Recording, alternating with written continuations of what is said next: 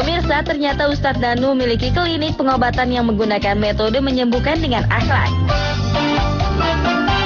Beda dengan metode pengobatan alternatif lainnya yang menggunakan media tertentu sebagai sarana penyembuhan, di klinik ini pasien disembuhkan dengan melakukan konseling untuk mencari tahu perilaku si pasien yang menyebabkan munculnya penyakit. Kemudian memberikan solusinya berupa hal-hal baik yang harus diamalkan. Jadi sebenarnya penyakit saya ini nggak jelas. Jadi waktu 15 Mei tiba-tiba jantung saya kayak bergetar nggak beraturan, pusing, kelayang, rasa kayak mau jatuh, udah mau pingsan. Akhirnya dibawa ke UGD, sampai 3 kali ke UGD, katanya jantungnya udah nggak benar, apa semuanya kolesterol tinggi, semuanya ada, kayak keseimbangan semua hilang, suka gelisah, terus ada penyakit psikis juga, semuanya ada lengkap jadinya. Sarannya itu sebenarnya ternyata ini penyakit ilmu turunan dari nenek moyang dulu. Jadi dari sejak lahir saya udah dimasukin terus-menerus sampai sekarang umur 20 udah dimasukin terus. Jadi sarannya adalah mengikuti doa dan obat-obat yang diberikan Pak Ustadz Danu. Pertama kayak perbuatan-perbuatan yang tidak baik seperti iri, dengki, sakit hati, sering suuzon itu tidak baik. Ini bisa memudahkan jalur masuknya makhluk-makhluk yang dari luar itu ke dalam tubuh kita.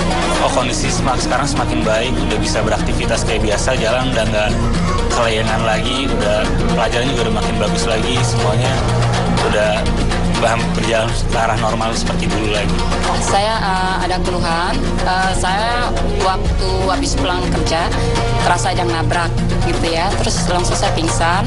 Nah terus nggak lama itu saya sakitnya berpindah-pindah, jadi sakitnya ke mana-mana gitu loh, kepala, ke punggung panas, terus ke kepala pusingnya, terus gemetaran, jalan nggak kuat gitu. Menurut beliau, saya memang ada yang iseng gitu ya. Katanya ada yang menjolimi gitu, ada yang menjolimi teluh. Iya, katanya beliau seperti itu. Saya ke Ustadz Danu itu keluhannya ketakutan gila, takut mati dan ingin bunuh orang. Bisikan aja, jadi kalau lihat orang itu pengennya bunuh aja. Bilangnya karena ilmu. Ya. Kita doa, dibantu doa sama Ustadz Danu. Selain penyakit medis, banyak dari pasien yang menderita penyakit non-medis. Namun teknik pengobatan yang dilakukan masih menggunakan cara konseling yang berbeda jauh dari metode ruqyah. Bahkan saat tim Mr. Tukul berkunjung, Ustadz Danu sedang menangani pasien yang mendapatkan serangan magis berupa santet.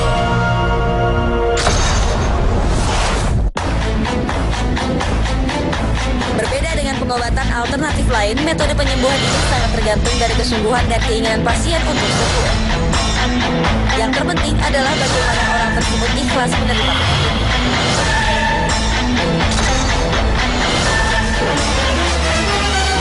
Pak Ustadz mau tanya juga, sebenarnya metode penyembuhan seperti yang Pak Ustadz lakukan ini, itu ada nggak dijelaskan di Al-Quran?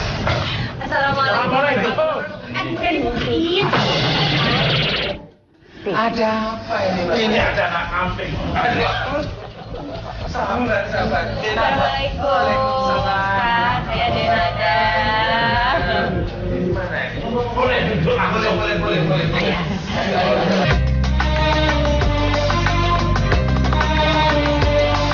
Kok kliniknya ini nggak ada ranjangnya kok? Hah? Kalau di sini ini kan klinik untuk membengkelkan hati. Jadi penyembuhan secara Islami, Qurani, gimana cara penyembuhannya itu tidak pakai ranjang Mas Tukul. Jadi penyembuhannya seperti konsultasi psikologi seperti itu. Jadi apa yang sakit dianalisa, kemudian ketahuan persoalannya, kemudian diajak memohon ampun pada Allah Taala. Jadi nggak perlu ranjang. Gitu. Ini yang dirasakan sakit apa ini? Kepala bulat, perut pusing gua. Wah, itu penyakit baru itu namanya. Kepalanya bulat, perut pusing. Terus kupingmu keceklak gitu ya.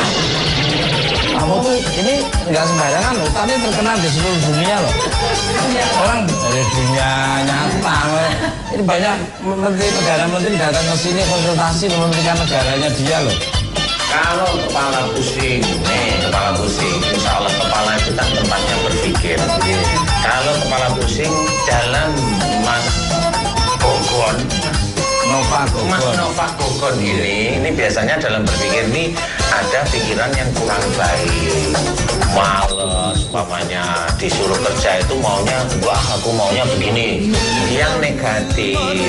Kemudian sudah disuruh, kan biasanya yang nyuruh ini kok nggak jalan-jalan, agak nadanya tinggi, Mas Novan jengkel. Jadi di dalam pikiran itu ada jengkel, aku disuruh terus padahal, nah lama-lama Allah ngasihnya nggak pusing.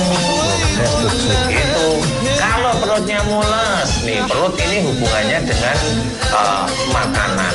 Kalau kita makan itu kan kita makan sampai di perut disaring sama usus, kemudian disebarkan ke tubuh. Berarti perut ini hubungannya dengan makanan. Makanan itu berhubungan dengan, kalau dianalogikan dengan nasihat. Nasihat itu kan pasti baik. Santapan rohaninya baik nasihat itu. Nah, Mas Novan ini kalau perutnya sering mules, biasanya kalau diberi nasihat seringnya ngeyel. Betul, sejak dalam kandungan. Jadi kadang-kadang penyakit yang kita derita itu bisa jadi karena refleksi dari selama ini yang kita lakukan kita itu buat apa? Umpamanya mulut kita usil, senengannya kacau, wah. Nah nanti kita normal, Allah ngasihnya sariawan, batuk, seperti itu.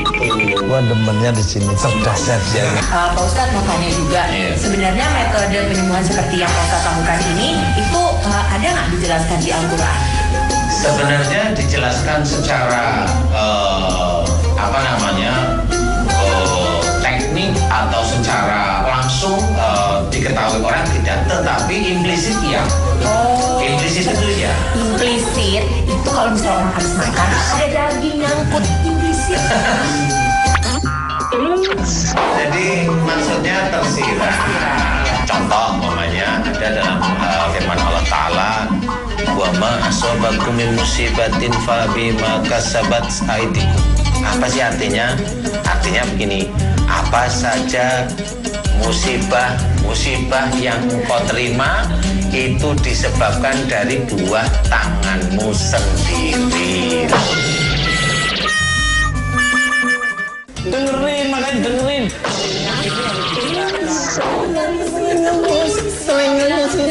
Kurang apa? Bosmu tuh kurang apa? Ngomong.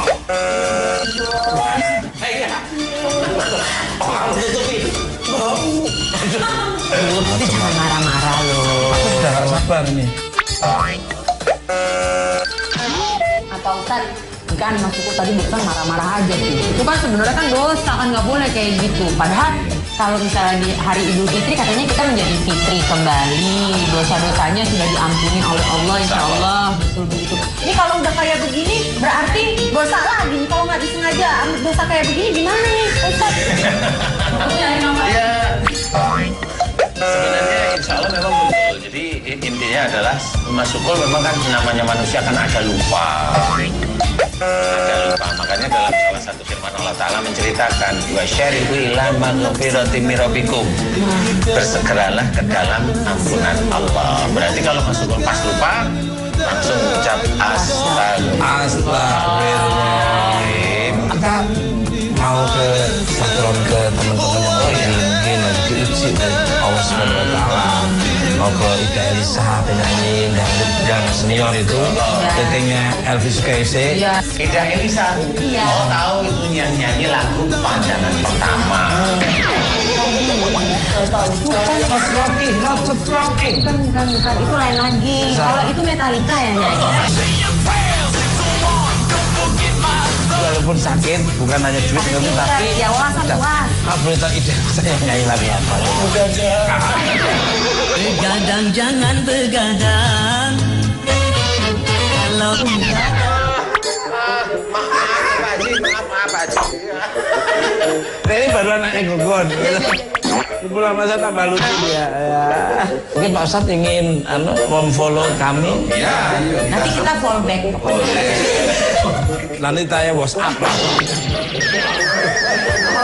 Emang nyuci. WhatsApp. Gimana Pak Ustadz? Ayo, Ya, ya, mari Pak Ustadz.